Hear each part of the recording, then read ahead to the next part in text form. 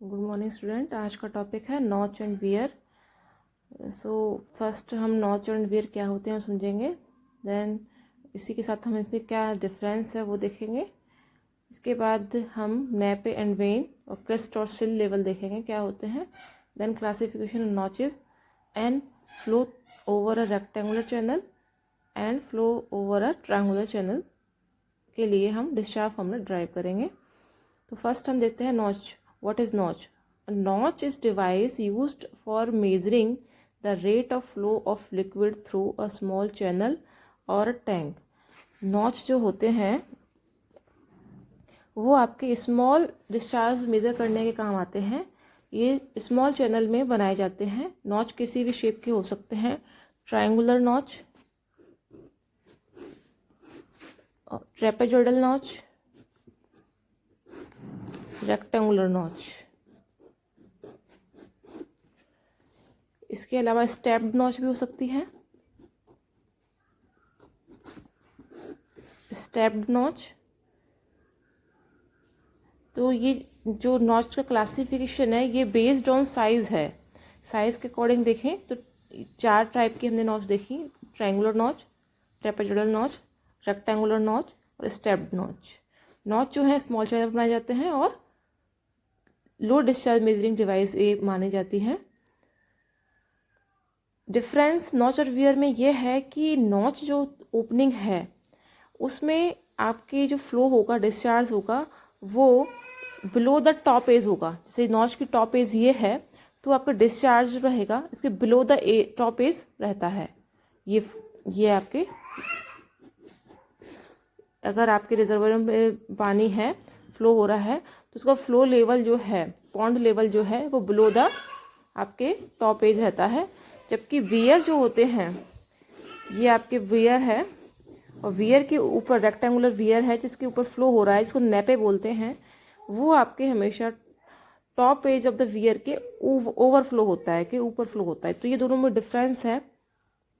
इसके अलावा नॉच जो है वो आपके स्टील के भी हो सकते हैं, वुडन के भी हो सकते हैं, मशीनरी के भी हो सकते हैं। लेकिन आपके जो वियर है वो लार्ज स्ट्रक्चर होता है, हैवी ड्यूटी स्ट्रक्चर है, इसलिए ये मशीनरी स्ट्रक्चर होता है। और ये वाइड डिस्चार्ज मेजरिंग डिवाइस है, मतलब इसमें बड़ा डिस्चार्ज नाप सकते हैं। स्मॉल डिस्चार्ज के लिए केवल नॉच होता है। वियर जो होता है आपके लार्ज डिस्चार्ज मेजरिंग के लिए होता है। It is generally in the form of vertical wall with sharp edge at the top.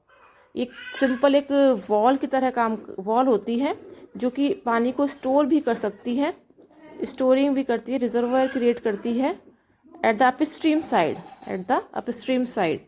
तो ये जो वॉल की शेप होती है, रेक्टेंगुलर शेप है तो रेक्टेंगुलर वियर, ट्रेपेजोइडल शेप है तो ट्रेपेजोइडल वियर, और ट्रायंगुलर शेप है तो ट्रायंगुलर वियर कहलाता है।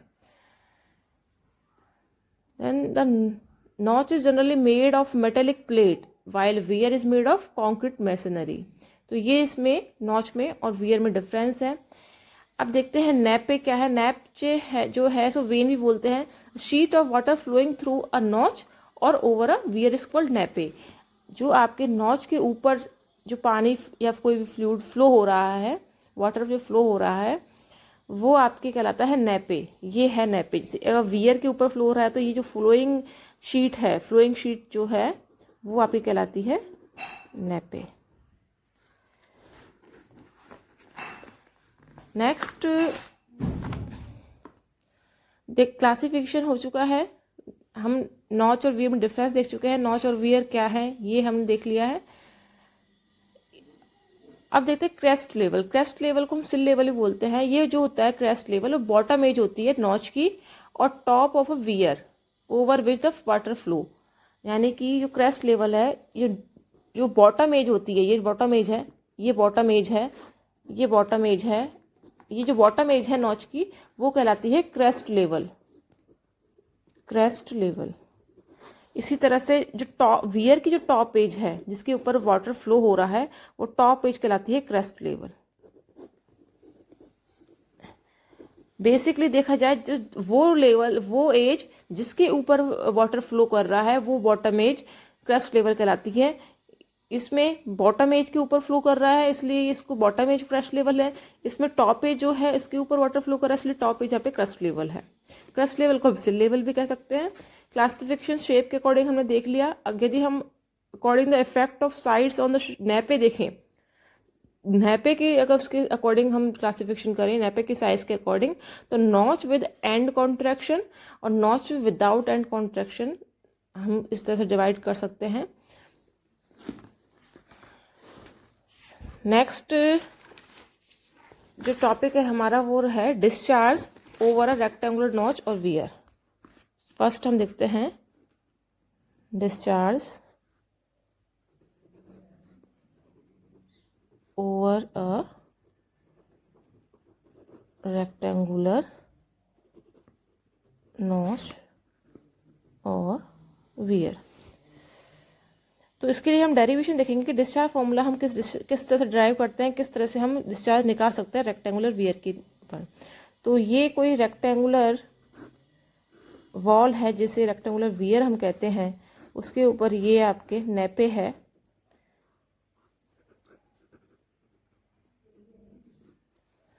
तो इस वियर का हमने स्मॉल सेक्शन कंसिडर किया, स्मॉल सेक्शन जो कि रेक्टेंगुलर ही होगा। इसमें हमने एक स्ट्रिप कंसिडर करी।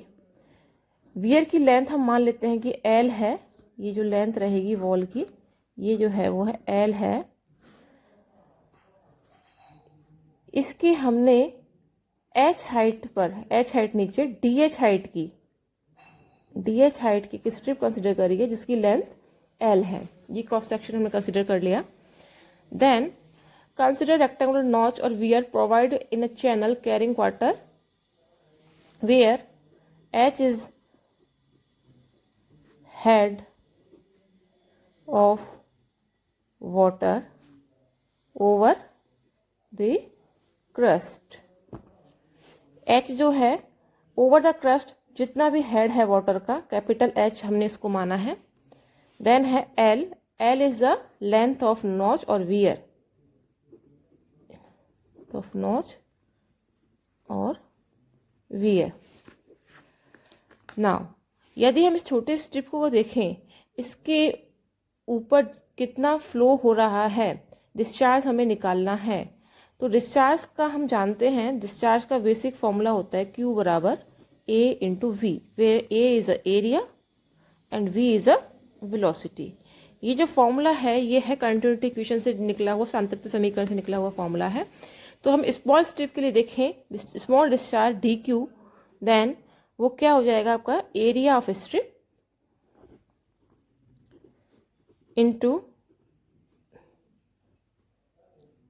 Theoretical velocity. थ्योरेटिकल वेलोसिटी जो होती है V बराबर √2GH होती है, ये हम देख चुके हैं लास्ट चैप्टर्स में। एरिया जो स्ट्रिप है वो हम लिख सकते हैं लंबाई गुणा चौड़ाई। लंबाई है L और चौड़ाई जो इसकी DH है, तो एरिया हो जाएगा L इंटू DH। तो DQ जो हो गया वो हो गया L into DH into √2GH। लेकिन अभी जो DQ हमारे मिला है वो आपके थ्योरेटिकल डिस्चार्ज है। यदि हम एक्चुअल डिस्चार्ज हम निकालते हैं तो उसे कोफिशिएंट से मल्टीप्लाई करते हैं CD, which is coefficient of discharge. तो एक्चुअल डिस्चार्ज जब हम निकालेंगे तो DQ बराबर CD into L into DH into √2GH हम लिखेंगे। नाउ हम इसको इंटीग्रेट करेंगे both side, 0 to Q 0 to H। H is head over the crust level, head of water over the crust level. तो देखिए हमारे पास इक्वेशन है Q is equals to integration of 0 to H CD into L into √2G। H की power 1/2 को हम अलग से लिख सकते हैं क्योंकि H का यहाँ पे इंटीग्रेशन हमें बेसिकली करना है। तो जो कांस्टेंट है हम उसको बाहर लिख देते हैं। CD कांस्टेंट है, चेंज नहीं होगा। L भी फिक्स्ड है, √2G का मान भी फिक्स रहता है, कांस्टेंट है। तो हमें बेसिकली इंटीग्रेशन करना है H की पावर 1/2 का। जिसका इंटीग्रेशन हो जाएगा h की power 1/2 plus 1 divide by 1/2 plus 1, 0 to h. Then q will be cd into l into under root 2g into h की power 3/2 divided by 3/2. And final result will be q is equals to 2/3 cd l under root 2g into h की power 3/2. This is the discharge formula for rectangular wear or notch. Now we will see discharge formula for triangular wear or triangular notch.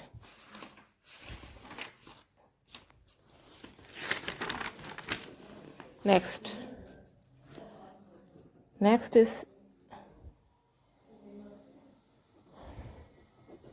discharge over a triangular notch or wear. Now we have a section of triangular notch or wear like that. This is a pond level, is a head, that is capital H. We will consider a strip of DH below the small h height of the pond level. The angle will be theta. Now theta is the angle of notch. In triangle we will see that if we consider a name of triangle, we will consider half triangle, which is ACO.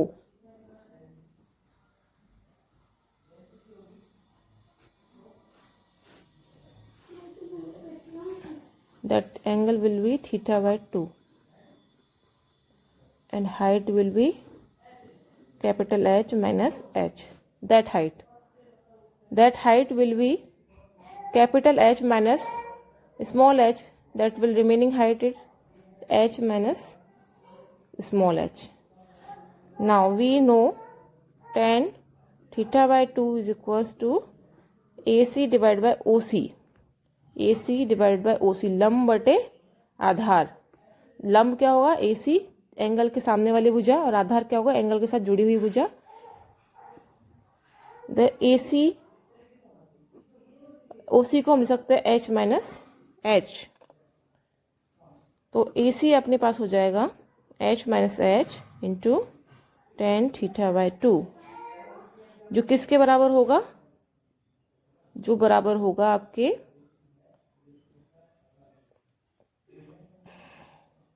यदि हम A B निकालें तो बराबर होगा 2 into ए सी की. Double हो जाएगा अगर पूरे ट्रायंगल के लिए निकालेंगे तो ए बी बराबर हो जाएगा 2 into H minus H two ten थीटा/2.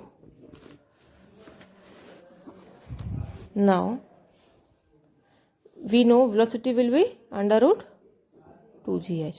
Now dq for a small strip, for a small section, dq बराबर cd for actual discharge cd, then area of strip, then velocity under root 2gh. Area को हम क्या लिखेंगे? हमें इस triangle का area हम लिख रहे हैं, ट्राइंगल हमें स्ट्रिप का एरिया हम लिख रहे हैं. तो लेंथ इंटू हाइट, लेंथ कितनी हो जाएगी? ए बी, और हाइट कितनी हो जाएगी? D H. Then it will be C D, और लेंथ हो जाएगी 2 into H minus H tan थीटा/2. हाइट हो जाएगी D H, then under root 2gh. This is D Q. Now we will integrate on both side. Then 0 to q, 0 to h. Then q is equals to 2 cd tan theta/2 under root 2g integration of 0 to h h की power 1/2 minus h की power 3/2. D H, ये हमें मिलेगा। इसके बाद इसको जो भी कांस्टेंट है उनको हमने बाहर ले लिया, 2CD tan theta by 2 √2g। H को हमने इस ब्रैकेट में जब मल्टीप्लाई करेंगे तो एच इंटू एच की पावर 1/2 और माइनस एच की पावर 3/2। तो हमें बेसिकली इंटीग्रेट करना है इसे, तो हमें इंटीग्रेशन से हमें मिलेगा 2 into CD tan theta by 2 √2g H की power 3/2 divide by 3/2 minus H की power 5/2 divide by 5/2 0 to h. So this will be 2 into CD tan theta by 2 √2g 2/3 0 to h integration करने के बाद ये हो जाएगा h की power 5/2 2/5, ये हो जाएगा h की पावर 5/2। नाउ 2 into CD tan theta by 2 √2g h की पावर 5/2 इंटू 4/15, 2/3 माइनस 2/5 किया, then we will get 4/50। Now final result will be q is equals to 8/15 into CD into tan theta by 2 into √2g into h raised to 5/2. That is a formula for triangular notch or weir.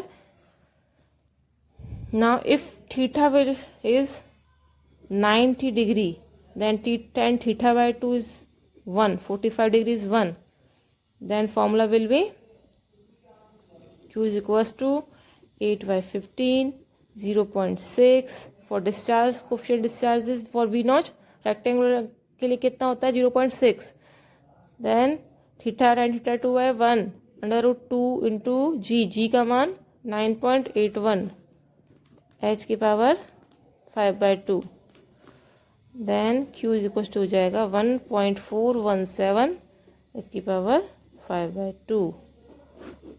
That is a short formula for if theta is 90 degree. Thank you.